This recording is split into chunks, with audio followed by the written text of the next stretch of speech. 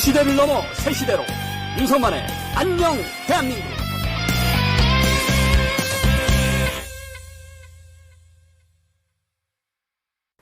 윤석만평 시간입니다. 자, 윤석만평 시간에는 오늘 홍준표 후보와 맞짱 토론이 있습니다. 그죠? 홍준표 후보와 맞짱 토론이 있는데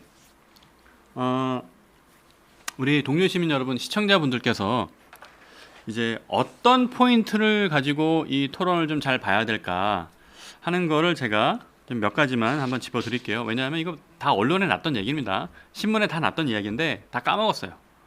뭐 한 10년, 20년 된 이야기도 있고 하다 보니까. 하지만 중요한 얘기예요. 그래서 다 까먹었기 때문에 제가 몇 개 좀 한번 그 서칭을 해봤습니다. 일단 홍준표 후보하고 이재명 후보가 붙었을 때, 자, 우리는 이재명 후보한테 뭘 어떤 비판을 제일 먼저 떠올리게 됩니까? 사법 리스크죠. 그죠? 사법 리스크가 제일 먼저 떠오릅니다. 사법 리스크가 떠오르는데, 사법 리스크 이재명 후보가 지금 5개의 재판에 12개 혐의를 받고 있단 말이에요. 그죠? 근데 홍준표 후보는 아직까지는 뭐 기소되거나 뭐 그런 건 없어요. 뭐 과거에 뭐 저 기소됐다가 대법원에서 이제 무죄를 받긴 했지만은 지금 현재 나오고 있는 가장 큰 이슈 중에 하나는 명태균이에요. 그러니까 명태균 건 때문에 그 조금 냄새가 나는 것들이 뭐가 있냐면 홍준표 후보 측이 이제 명태균 측에 대해 이제 그 여론조사 결과를 뭐 요청했다, 유리하게 나오도록. 근데 그게 실제로 명태균 컴퓨터를 포렌식을 해보니까 그런 게 나옵니다. 그래서 그동안 나왔던 기사들을 보면 대구 수성을에 출마할 때 관련된 여론조사가 최소 7건, 그리고 5,600만 원을 지불한 내역이 확인이 되고 있어요. 그죠? 그리고 홍준표하고 명태균이 뭐 만난 사진도 우리가 공개됐죠. 근데 홍준표는 계속해서 명태균 모른다, 만난 적도 없다라고 했었는데, 그런데 사실 따지고 보니까 2014년도에 그 창조경제 CEO 아카데미라는 조찬회에서 두 분이 함께 찍힌 사진이 있습니다. 그리고 전원으로 나오는 것들이 뭐 홍 후보 측에서 관련 여론조사를 했는데 이거를 명태균이 홍 후보와 만나서 이제 보고하는 정황 증거들도 나오고 있어요. 이거는 아직 100% 증거는 아닌데 정황 증거들도 나오고 있고, 그죠? 그리고 뭐 명태균과 또 다른 인물, 제3자 인물이 이제 함께 있었는데, 명태균과 홍준표 후보가 통화하는 내용을 그 제3자 인물이 옆에서 듣고 언론사에 제보한 경우도 있었습니다. 이런 기사도 있었습니다. 그러니까 명태균 리스크가 어느 정도까지 커질지 몰라요. 지금 민주당이 뭔가 쥐고 있는 것 같아요. 그죠? 명태균 특검법 한다고 그러고 계속 쥐고 있는 것 같은데, 자, 처음에 오세훈 시장도 어땠습니까? 오세훈 시장도 계속 명태균과 관련 없다, 뭐 근거 없는 억측이다, 잘못됐다 계속 부인했잖아요. 근데 어떻게 돼요?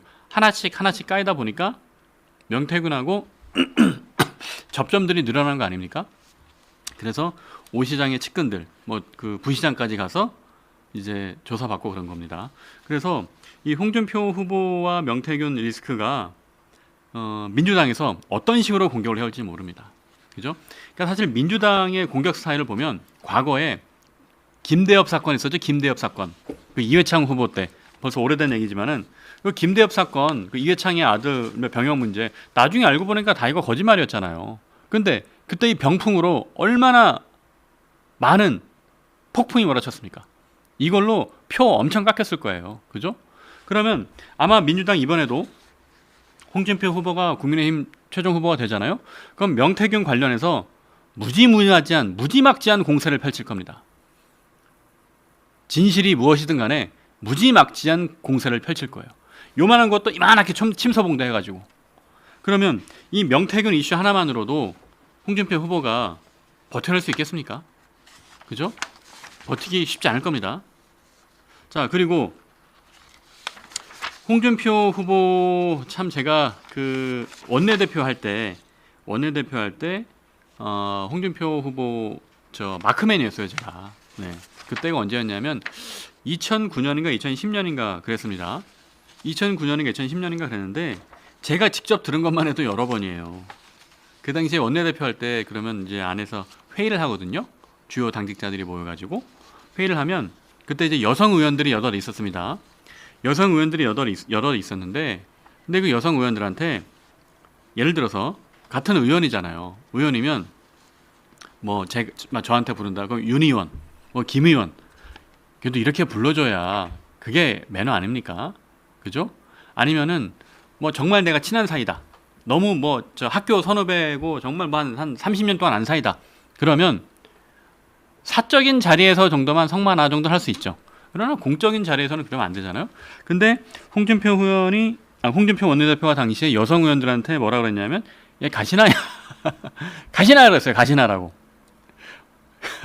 이 경상도 사투리인 건 알겠는데 물론 그게 뭐 친근감의 표현이다. 뭐 재밌게 하려고 했다라고 홍준표 후보는 아마 해명을 할 겁니다.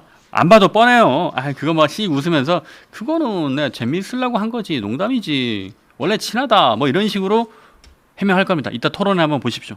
그런데 문제는 뭐냐면 그 가시나라는 소리를 듣는 그 여성 의원은 기분이 되게 나빠요. 왜냐하면 공적인 자리에서 자기도 국회의원인데 그죠? 그 여성 의원 제가 잘 아는 분이거든요. 그분 제가 최근에 한 1년 전쯤에도 만났어요. 1년 전쯤에 같이 저녁 식사를 했는데 그 여성 의원은 아직까지도 기분 나빠하고 있습니다. 그 당시 홍준표 원내대표가 본인을 가시나라 불렀던 거에 대해서 지금까지도 기분 나빠하고 있어요. 근데 충격적인 건 뭔지 아세요? 이 가시나 발언은 홍준표 후보의 막말 중에 막말 축에도 안 듭니다. 와, 심각한 게 너무 많아요.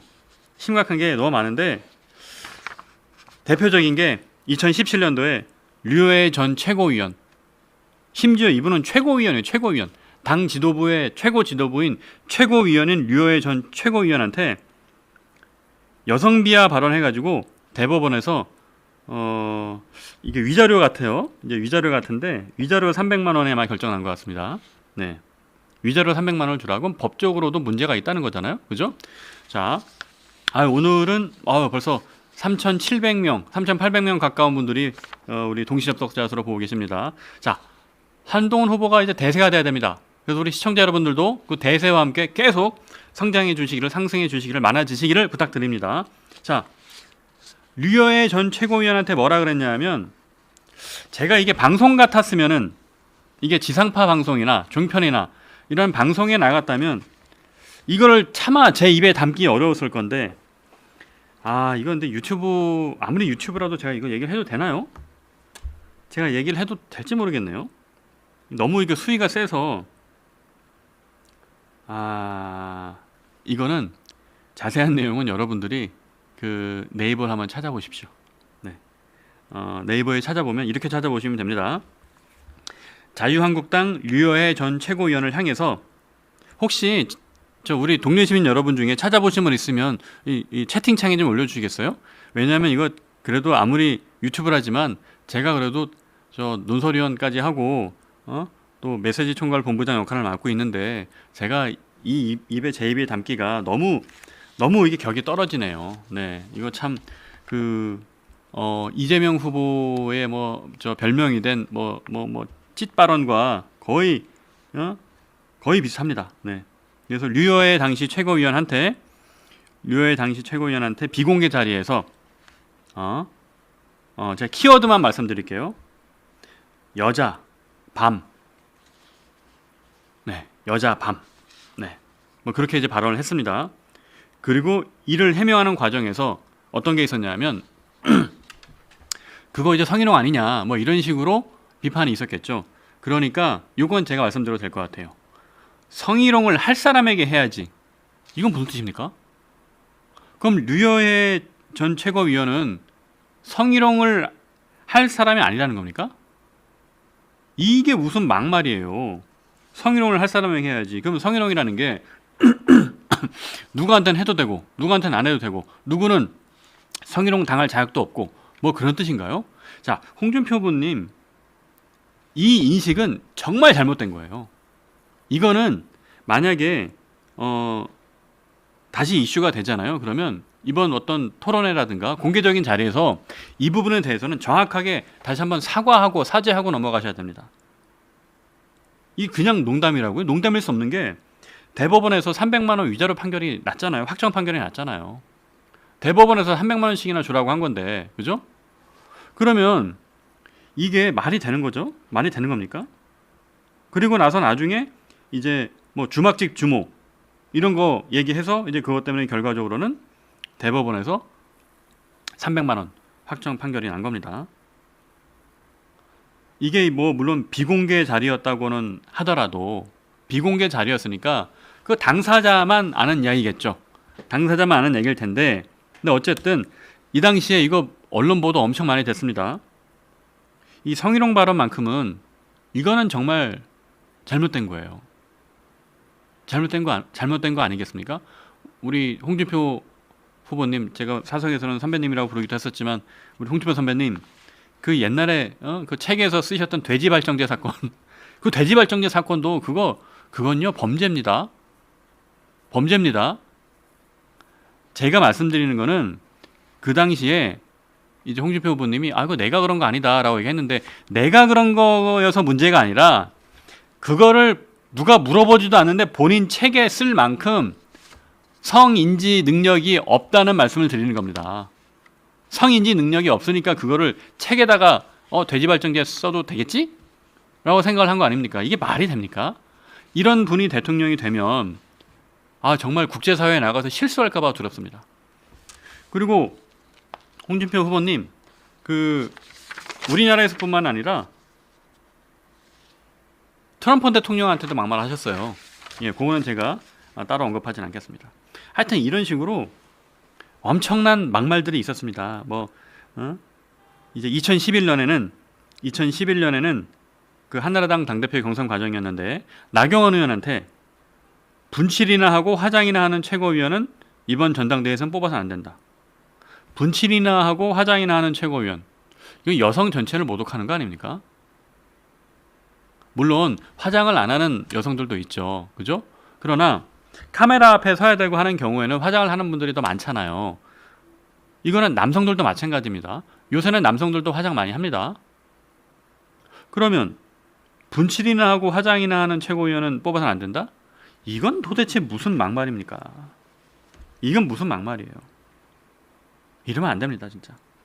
그리고 2011년에는 이 한나라당 대표예요. 심지어 그냥 의원도 아니고 한나라당 대표입니다. 당 대표입니다. 이제 본인이 이제 대학 시절에 그 이대생하고 미팅했던 일화를 얘기하면서, 그러니까 이화여대생하고 이제 미팅을 했습니다. 그러면서 이대 계집애들은 싫어한다. 이건 또 무슨 소리예요? 이대 계집애들은 싫어한다. 이건 무슨 막말입니까, 홍준표 후보님. 참 이게 다가 아니고요. 정말 너무너무 많은데 제가 그중에 일부만 가져왔습니다. 일부만 가져왔고, 차마 제 입에 담기가 어려운 말들은 제가 말도 꺼내지 않았어요. 네. 제 입에 담기가 어려운 이야기는 아예 언급도 하지 않았으니까, 네. 우리 동료 시민 여러분, 팩트를 찾으면 우리 채팅방에 올려주십시오. 올려주시고, 그리고 여러분들끼리 한번 공유를 해보시면 되겠습니다. 네. 자, 오늘 그래서 윤석만평은 홍준표 후보에 대한 것은 이제 여기서 마무리를 하고요.